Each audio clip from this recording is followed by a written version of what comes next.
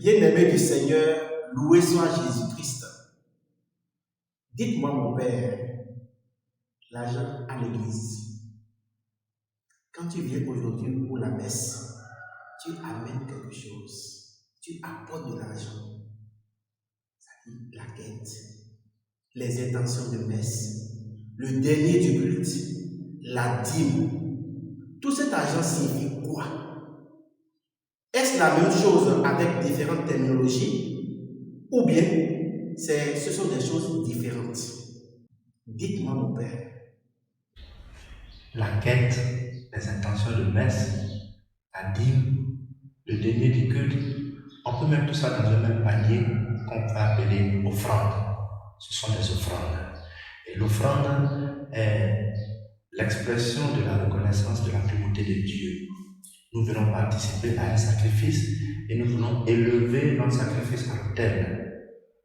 Et donc, tout ce que nous donnons, ce sont des offrandes. Comme Abraham, comme Moïse, comme les prophètes élevaient des autels pour rendre grâce à Dieu et présenter des offrandes. Donc, on peut mettre tout ça dans un même panier qu'on va appeler des offrandes. Voilà ce qu'ils ont en commun.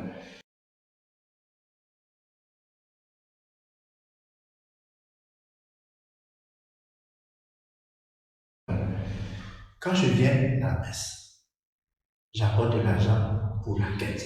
La quête, c'est la participation du fidèle à l'offrande que nous sommes venus faire. Nous sommes venus, l'Eucharistie est un sacrifice. Nous sommes venus faire un sacrifice et nous apportons nos offrandes.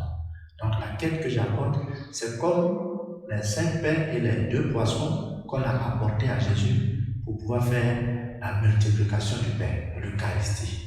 Donc la quête, ce sont des offrandes. Ailleurs, dans certains villages ou dans certaines paroisses, on continue de faire la quête avec des vivres. Des personnes apportent des vivres, comme on le fait souvent les jours de fête. Et donc, ce n'est pas seulement de l'argent, ça peut être aussi des vivres qu'on apporte. Mais comme c'est plus facile, c'est plus léger d'apporter l'argent, on se limite souvent à cela. Donc, voici un peu le sens de la quête, une offrande que nous faisons.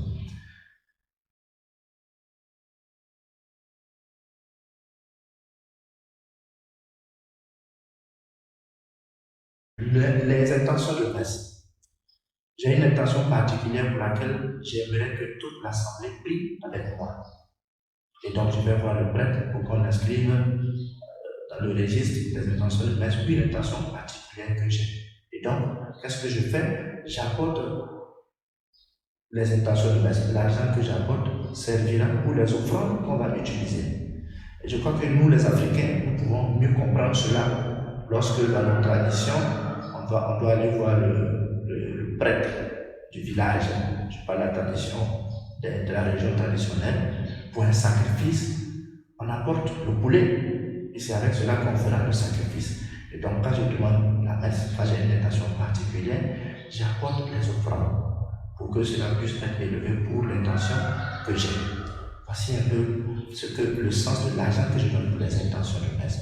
Donc, c'est souvent 2 000, 3 000, 5 000 maximum, souvent, qu'on demande. Cet argent, c'est un peu comme le sacrifice que j'apporte, le poulet que j'apporte, les offrandes, les 5 pains, les 2 poissons que j'apporte pour que mon intention soit élevée au Seigneur. Et donc, cela me permet de préciser qu'on n'achète pas la messe, ni les autres sacrements. On ne les achète pas.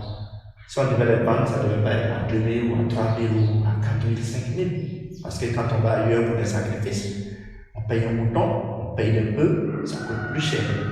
Et donc, ce que j'ai fait, c'est juste une offrande que j'apporte pour que cela soit élevé.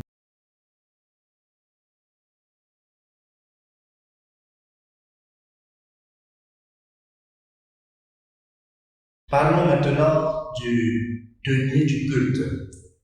Je profite pour préciser qu'on ne dit pas dernier du culte, dernier comme premier, non, c'est denier comme argent.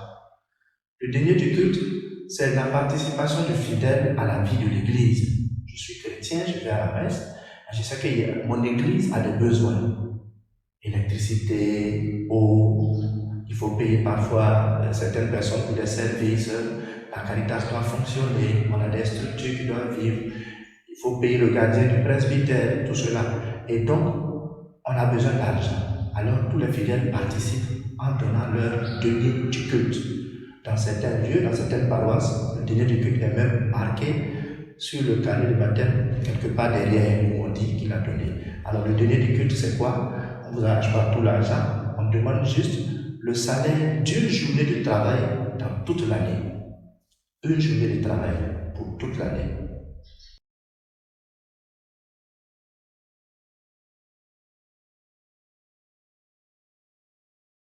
La dîme vient de dixième, donc le dixième de nos revenus.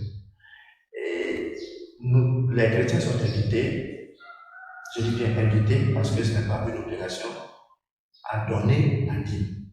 Je précise, c'est donner la dîme, ce n'est pas payer la dîme, ce ne sont pas des impôts qu'on paye. Je donne la dîme. Et qu'est-ce que cela signifie? La dîme signifie que je me rends compte que j'ai eu quelque chose grâce à mon Dieu. Mon salaire, j'ai eu de l'argent, quelque chose vraiment qui va me permettre de vivre. Et je reconnais que c'est Dieu qui m'a permis d'avoir cela. Alors, en reconnaissance pour ses bienfaits pour moi, je vais lui offrir un dixième de ce que j'ai reçu, de mon salaire, de mon argent. Un dixième. Et ce dixième que j'offre montre d'abord que je vois en Dieu l'être suprême de ma vie, de qui tout dépend. Et si c'est le cas, je ne donne pas à Dieu le reste, c'est-à-dire quand j'ai fini de faire mes dépenses familiales, personnelles, le reste d'argent, je vais prendre quelque chose pour aller donner en disant mon Père, voilà ma dîme. Non, ma dîme doit être la prémisse, dans le sens où c'est Dieu avant tout, Dieu avant même mes besoins. Et donc, je prélève quelque chose sur ce que j'ai en reconnaissance pour le bienfait de Dieu dans ma vie et je vais lui offrir. Je lui offre le meilleur de mon bétail, le meilleur de mes offrandes. C'est pourquoi la dîme doit être une prémisse. Alors, comme je le disais, elle n'est pas obligatoire. On ne va jamais noter dans un carnet pour dire il a payé sa dîme, il n'a pas payé sa dîme. Non, elle n'est pas obligatoire. Mais on vous le conseille parce que c'est une source de grâce pour celui qui le fait. Lorsque tu donnes ma dîme, elle sert à beaucoup de choses à l'Église, pour le fonctionnement de l'Église. Elle sert à faire des dons, des bienfaits à des personnes faibles qui n'ont pas de moyens. Rappelons-nous que nous avons la Caritas qui doit fonctionner dans nos paroisses. Et pour cela, il faut de l'argent pour aider nos frères qui viennent et qui sont en manque. Donc, quand je donne la dîme, je la donne à mon Église, je la donne à mon prêtre et je la donne à mon frère qui est en manque. Je la donne à mon prêtre parce que lorsque on a réparti l'héritage d'Israël, on a dit à la tribu des Lévites, qui sont aujourd'hui des prêtres, vous n'aurez pas d'héritage. Votre héritage, ça sera le Seigneur. Et donc, tout ce qui vient pour le Seigneur, c'est là qu'on prélève quelque chose pour lui. Donc, quand je donne, je sais que je donne à mon prêtre, je sais que je donne à mon église, je sais que je donne à mon frère qui viendra demander de l'aide. Et rappelons-nous de cette parole de Malachie, au chapitre 3, verset 10, qui dit « Apportez au trésor toutes les dîmes, mettez-moi à l'épreuve, et vous verrez si je ne vais pas ouvrir les écluses des cieux. » Pourquoi? Pour faire descendre sur nous la grâce. Donc, la dîme que je donne, je ne compte pas quand je donne parce qu'elle va m'ouvrir le ciel à la mesure de ce que je donne. Donc, elle n'est pas obligatoire, mais elle est source de bénédiction.